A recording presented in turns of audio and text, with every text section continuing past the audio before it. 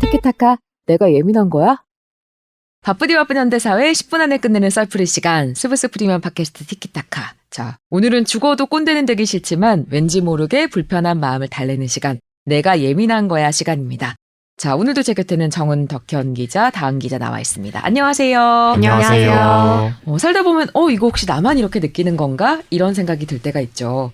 다른 사람들이 봐도 그럴 만한 거였는지, 아니면 내가 좀 과민하게 반응한 건지 같이 살펴보겠습니다. 자, 오늘의 사연은요. 용띠맘님의 사연입니다. 본론부터 말씀드리면 얼마 전에 새 생명이 저희 부부에게 찾아온 걸 알게 됐습니다. 온 가족이 정말 간절하게 기다려왔던 첫 아이인데요.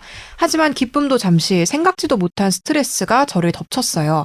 문제는 새 회사로 이직한 뒤에 반년도 채 안 됐다는 겁니다. 임신 소식을 직장 상사랑 동료들한테 알리니까 그 순간에는 축하를 해줬지만 어떤 사람은 곤란한 표정으로 한숨을 쉬었고요. 또 다른 사람들은 원래 임신 계획했던 거냐, 당장 맡은 일은 어떻게 할 거냐, 출산 휴가랑 육아 휴가는 꽉 채워서 쓸 거냐, 이렇게 재촉하는 질문을 하더라고요. 뭐라고 콕 집어서 말하기는 어렵지만 진행 중인 프로젝트에서 은근히 소외를 시키는 듯한 분위기도 느꼈습니다. 게다가 이직 후에 임신을 한 게 무책임하다는 뒷말이 돈다는 얘기를 다른 동료한테 전해 듣기도 했는데요. 임신에 대해서 회사가 눈치를 준다는 건 남일처럼 생각했는데 직접 겪으니까 너무 당황스럽더라고요. 저희 부부는 아이 2명 이상 낳을 생각이었는데 이젠 엄두가 안 납니다. 제가 예민한 걸까요? 아니요. 진짜 요즘에도 근데 저는 이제 저만 아이를 낳아봤잖아요. 어떤 마음인지는 알 것 같은데 요즘도 근데 이게 말이 참, 원래 임신을 계획했던 거니 왜 물어요? 계획했든 아니든 뭔 상관이야 그게. 당장 맡은 일은 어떻게 할 거냐. 그러니까 어떤 의미인지는 알겠는데 그냥 하는 말일 수도 있지만 한번 생각을 하고 말을 하셔야 되는데 이래가 저출산이 해소가 안 되는 겁니다. 정말. 근데 이 원래 임신을 계획했던 거냐는 질문이 약간 기분이 나쁜 게 네. 반년밖에 안 됐으니까 원래 임신을 계획을 했는데도 이직을 한 거냐. 그렇죠. 그런 식으로 이제 받아들여지니까 너무 이럴 거면 왜 이직을 했냐 이런 얘기도 되는 것 같아서 너무 좀 기분이 안 좋네요. 이게 좀 생각을 하면은 말을 할 때 조심을 하지 않나요? 거치지 않고 이런 말들을 툭툭 내뱉으면 듣는 사람 입장에서는 그게 참. 그러게요. 뭐 친구들끼리 뭐 임신을 계획을 했던 거냐 이렇게 묻는 거면은 사실 그렇죠. 그렇게 고깝게 들리진 않았을 것 같은데 회사에서 들으면은 사실 불편할 수밖에 없죠. 이게 저는 한 10몇 년 전에 우리 조금 이제 문화가 바뀌기 전에 이런 얘기 하는 얘기들은 들었어요. 뭐 원래 계획했던 거냐, 뭐 임신을 왜 이렇게 빨리 했냐. 제가 직접 들은 건 아니 그런 말을 하는 걸 봤는데 그때도 굉장히 저는 그 결혼 전이었는데도 되게 들으면서 불쾌하다는 생각이 들었었는데 그래도 저출산 얘기가 계속 나오면서 좀 문화가 많이 바뀌어서 요즘에는 진짜 이런 얘기를 거의 못 들어봤는데 좀 저는 이 발언이 문제가 있다고 생각을 해요. 이분이 예민하신 게 전 아니라고 생각이 듭니다. 뒷말까지 돈다고 하니까 되게 엄청 눈치가 보일 것 같기는 합니다. 잘못했다는 생각을 계속 들고 스트레스 받고 이럴 것 그러니까요. 같아서 축하할 일인데. 쉽지 않을 것 같은데. 축하 한번 하시죠. 축하드립니다. 일단 축하드립니다. 고민하지 마세요. 네. 근데 참 이 비슷한 사연이 온라인 커뮤니티에도 여러 번 올라왔었거든요. 그러니까 사업체 특성에 따라서 뭐 중소기업이나 영세 사업장인 경우에는 사람이 빠지면 업무 공백이 더 크게 느껴질 수 있어서 뭐 그런 분위기가 당연할 수밖에 없다. 뭐 취업 후 또는 이직 후에 임신은 당혹스러울 만하다 이런 의견도 있기는 했어요. 실제로 업무 현장에선 이런 갈등이 자주 빚어지는 것 같더라고요. 사실 저희가 지금 녹음을 하고 있는 10월 10일이 임산부의 그렇죠. 날이죠. 네.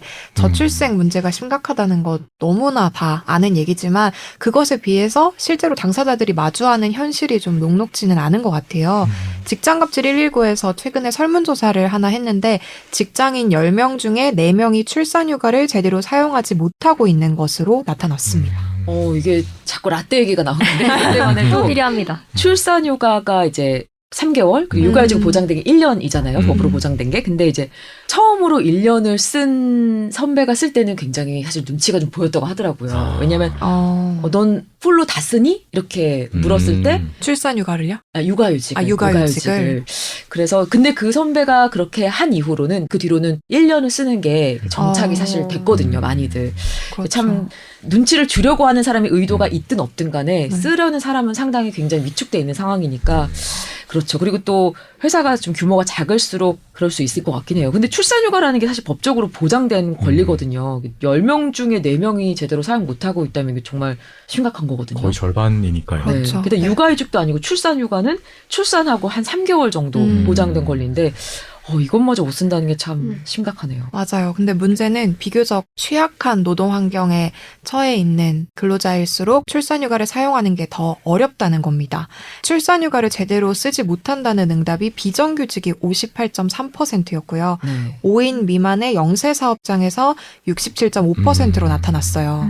출산 후에 육아휴직은 더 쓰기 어려운 분위기겠죠. 그래서 네. 응답자의 45.5%에 달하는 더 많은 직장인들이 육아휴직을 제대로 못 쓴다 이런 답을 했습니다. 저희는 사실 아까 얘기했던 것처럼 남자 선배들이 육아휴직을 쓰는 것도 사실 최근에 좀 정착된 그렇죠. 분위기잖아요. 아, 그렇죠? 맞아요. 최초로 쓴다라고 하면서 1년을 간 선배가 있었는데 저는 그게 되게 멋있게 느껴지더라고요. 그 처음으로 남성 육아휴직 썼던 분이 썼을 때 약간 뒤에서는 그런 얘기 있었죠. 제 승진이나 이런 거 회사의 뜻이 이제 없는 건가? 라는 얘기가 돌았었어요. 그런 기억이 나기도 하고. 그 실제로 제 친구도 회사 안에서 이제 사내 스카우트 제도라고 해서 다른 부서에서 부서 이동을 원하는 사람을 이제 스카우트하는 그런 게 있는데 면접 자리에서 같은 직장 동료임에도 불구하고 임신 계획이 있는지 이런 걸 물어봤다고 하더라고요.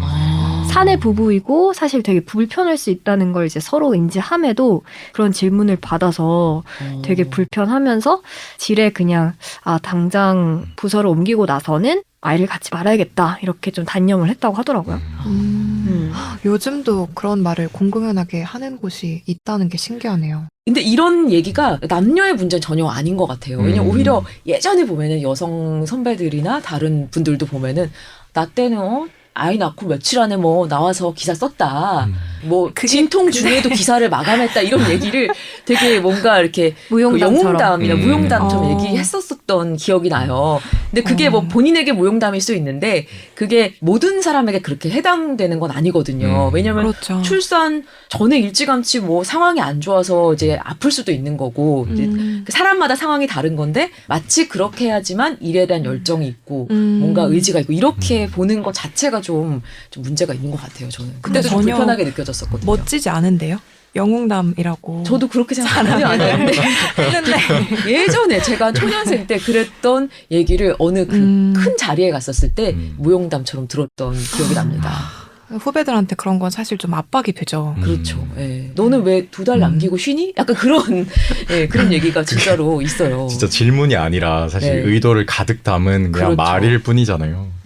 직장갑질 119가 공개한 사례 중에는 이런 것도 있더라고요. 그러니까 실제로 상사가 수시로 뭐 임신, 휴직 계획 물어보고 머지않아 임신해서 휴직할 사람으로 인지를 하면서 뭐 타이밍 잘 생각해서 이세 계획을 잡으라 뭐 이렇게 둘러 말했다.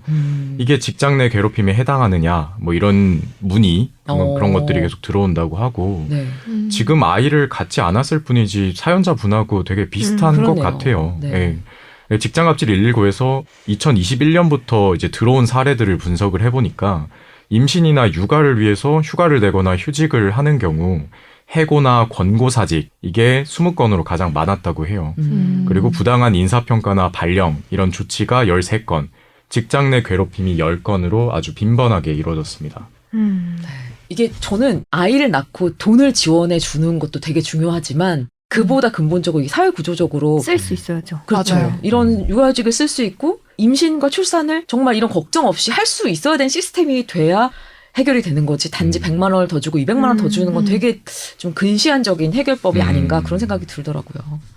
직장에서 근데 육아휴직을 못 쓰게 하면 사실 이게 법적 처벌 대상이기도 하거든요. 네, 남녀 고용평등법에 따르면 육아휴직을 이유로 뭐 해고 같은 불리한 처우를 할 경우에는 3년 이하 징역 또는 3천만 원 이하 벌금에 처해질 수 있습니다.